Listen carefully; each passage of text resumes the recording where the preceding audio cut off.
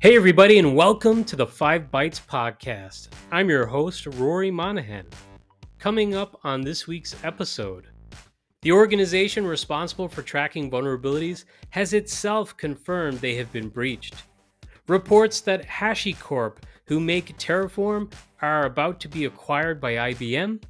And NASA performed an application update to a 46-year-old spacecraft that was 24 billion kilometers away.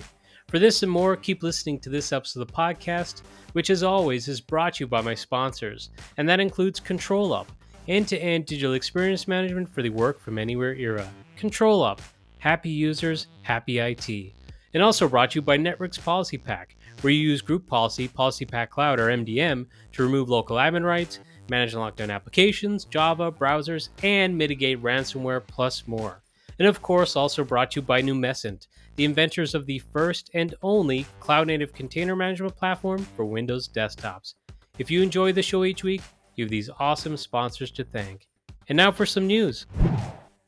Earlier this week, there was speculation by multiple outlets stating that IBM was set to acquire HashiCorp. Off the back of the reported rumors, HashiCorp stock surged 24%, giving it a market value of $6.1 billion. IBM confirmed in midweek their intention to acquire HashiCorp for $6.4 billion. IBM has completed 9 acquisitions just in 2023 alone.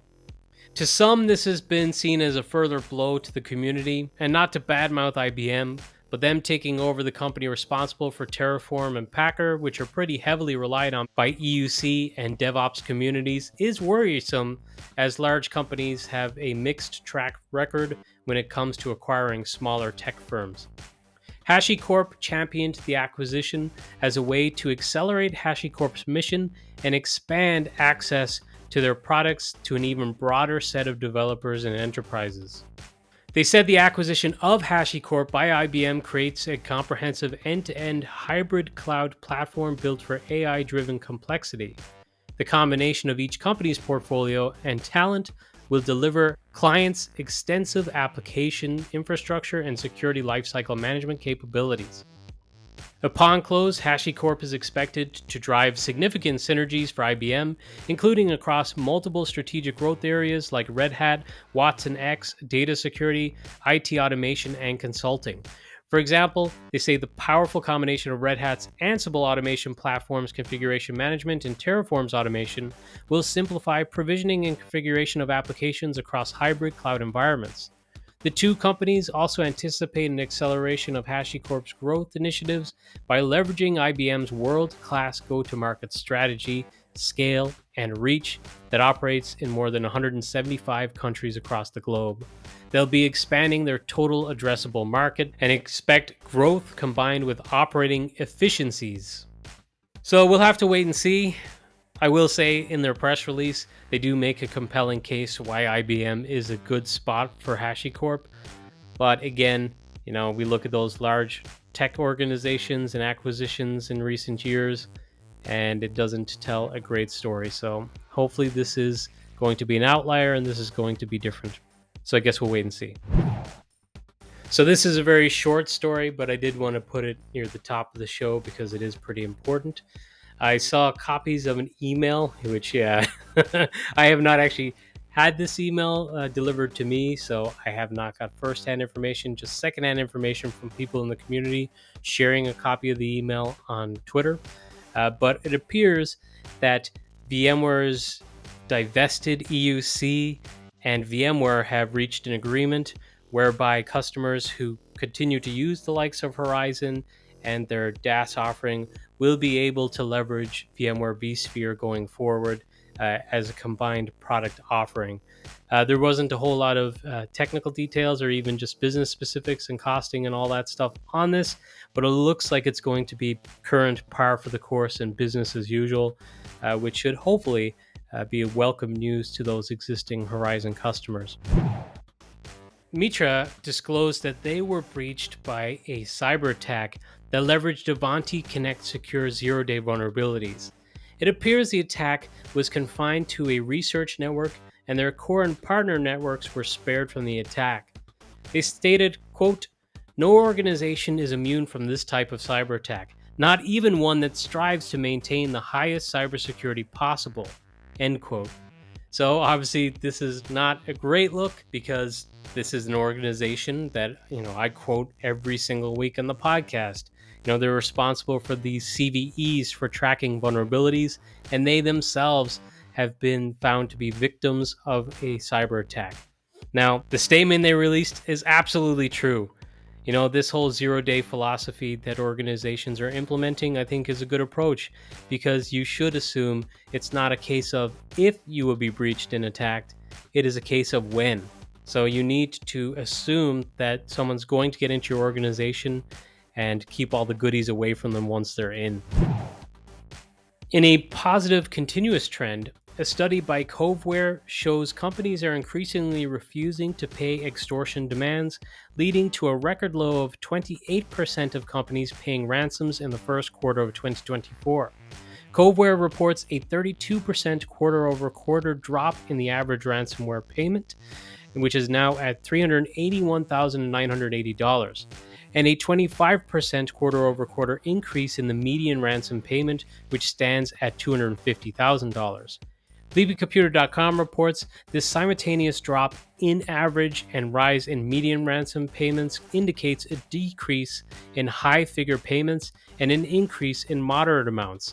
This could be caused by ransomware gangs demanding lower or more moderate ransom payments. So it could be a case that maybe there's more attacks, but the ransomware payments are less. So people are still paying the ransoms, but the total is falling because the actual ransom is lower. But, this is a continuing trend, and organizations have been taking approach more and more to just not negotiate and not pay any ransom, which is the correct approach. Unfortunately, the United Health Group has confirmed that it paid a ransom to cybercriminals to protect sensitive data stolen during the Optum ransomware attack in late February. The Black Cat ransomware gang claimed the attack, alleging to have stolen 6 terabytes of sensitive patient data. There was no confirmation of the amount paid. There were previously rumors that it was a $22 million ransom, or at least a $22 million ransom was paid to this gang, but it's not confirmed by United Health that this was the payment. And they said, quote, "A ransom was paid as part of the company's commitment to do all it could to protect patient data from disclosure," end quote. So, I just covered the fact that, ransoms are being paid less frequently now, it seems, which is the best approach to have. But I could also understand when an organization is trying to protect patient data and sensitive data that they may be inclined to pay the ransom. And for their part, it does seem that the data that was leaked for this ransomware attack has been taken down by the cyber gang. So hopefully this is the end of it. Although, unfortunately, they say that when you pay a ransom, you put a target on your back because other cyber gangs know you're willing to pay, so they're likely to attack you as well. So hopefully that's not the case, because it is terrible when healthcare organizations are the ones who are getting attacked. It's bad when everyone gets attacked, but healthcare in particular. Ars Technica has reported that amid questioning from antitrust officials in the European Union, Broadcom announced that they have already given support extensions for some VMware Perpetual license holders, but CEO Hock Tan reiterated that the controversial changes, like the end of perpetual licensing, are not going away. While Hock Tan did not mention European regulators as the reason behind extending existing support agreements with some perpetual license customers, Ars Technica reported that several trade groups recently reached out to the European Commission and urged them to take appropriate action against Broadcom, which they accused of implementing VMware business practices that resulted in steeply increased prices, non-fulfillment of previous contractual agreements, and Broadcom refusing to maintain security conditions for perpetual licenses. So even though it was not pointed out in Hock Tan's statement, it sure seems like the regulators had something to do with it. Just putting 2 and 2 together. The Federal Trade Commission in the US has issued a rule to promote competition by banning non-compete clauses nationwide, protecting the fundamental freedom of workers to change jobs, increasing innovation, and fostering new business formation. They stated, quote, "Non-compete clauses keep wages low, suppress new ideas, and rob the American economy of dynamism, including from the more than 8,500 new startups that would be created a year once non-competes are banned. The FTC's final rule to ban non-competes will ensure Americans have the freedom to pursue a new job, start a new business, or bring a new idea to market." End quote. The FCT estimates that the final rule banning non-competes will lead to new business formation growing by 2.7% per year, resulting in more than 8,500 additional new businesses created each year. The final rule is expected to result in higher earnings for workers, with estimated earnings increasing for the average worker by an additional $524 per year, and it's expected to lower healthcare costs by up to $194 billion over the next decade. In addition, the final rule is expected to help drive innovation, leading to an estimated average increase of 17,000 to 29,000 more patents each year for the next 10 years under the final rule. To me, reading this, first off, way to go, America, way to go, FTC. I think this is a great thing. I know I've been a victim of non-competes in the past myself, and I'm sure others have as well. But to actually see these numbers is pretty remarkable. I mean, I guess it makes sense with the American system where healthcare is tied to employment. If you have fewer employers, but larger employers, and they're not necessarily negotiating the best terms with healthcare providers or insurance companies, then yeah, maybe the cost of healthcare is actually increased just by way of the fact that these non-competes exist. And certainly it does stifle innovation and the ability for people to leave a company and then go maybe work in something closely aligned to what they did for that previous employer. So yeah, this gets a 2 thumbs up for me. I'm not sure how others feel about it, but my reaction is this is a positive. Apple has reportedly cut production of its Apple Vision Pro due to unexpectedly low demand, according to a report by IGN.com. I am surprised that they were surprised, as it says, unexpectedly low demand. It costs $3,500 for this device, and we're in the middle of a cost of living crisis. So, come on, Apple, read the room. Quick shout out just to congratulate all new and renewed Citrix CTPs. I saw the awesome Ray Davis is among the award category for this year for CTP. Hugely deserved. And I just wanted to wish my congratulations to all. Before I move away from community type news, EUC Unplugged took place last week in Scottsdale, Arizona. I learned a lot about some cool new AI products and services and a whole lot more. It was great to meet some in the community that I had not met in person before, like Bruce Payne and Tyler Miranda, to name just a couple. And of course, it was great to see some familiar faces and friends like Trenton Tai, Jim Moyle, Aaron Parker, my travel buddy Shane O'Neill, Lee Jeffries, Tim Mangan, and so many more. The event completely sold out this year, and impressively, about 50% of attendees were at the event for their first time. I encourage everyone who is yet to attend to do so next time, assuming it goes ahead again. I'd like to say thank you to Steve Greenberg and his team for continuing to deliver a truly unique and awesome experience. Microsoft have shared a 5-year strategic partnership to align with Coca-Cola's core technology strategy system-wide, which enables their adoption of leading-edge technology and fosters innovation and productivity globally, according to a joint press release. As part of the partnership, Coca-Cola has made $1.1 billion worth of a commitment to the Microsoft Cloud and its generative AI capabilities. The collaboration underscores Coca-Cola's ongoing technology transformation underpinned by the Microsoft Cloud as Coca-Cola's globally preferred and strategic cloud and AI platform, according to this press release. So they mentioned things like the Azure OpenAI service and developing innovative generative AI use cases across their various business functions. They also mentioned the use of Copilot for Microsoft 365 in the press release. Something discussed in conversations I had at EUC Unplugged, which I just mentioned, was concern around so much focus on AI by Microsoft and worries that it could lead to stagnation of product features in their various product stacks whilst trying to integrate generative AI, which, as some suggested, is great and valuable, but more improvements are needed as a priority in products like Windows 365 and Azure Virtual Desktop and things that EUC relies on.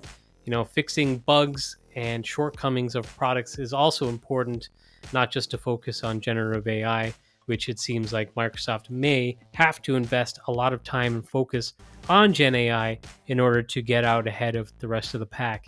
It's understandable. It's just worrying that this trend is possibly going to happen and possibly innovation in our space may fall behind, or at least improvements in our space may fall behind in favor of pursuing this Gen AI journey.